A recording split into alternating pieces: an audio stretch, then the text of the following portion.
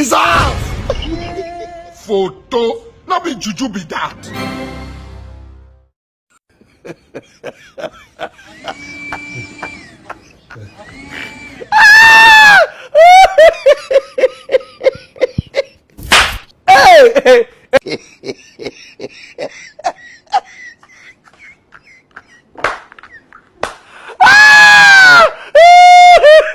Because what am I going to do? Like if it was my own son, before people would come here, I could have killed a lot.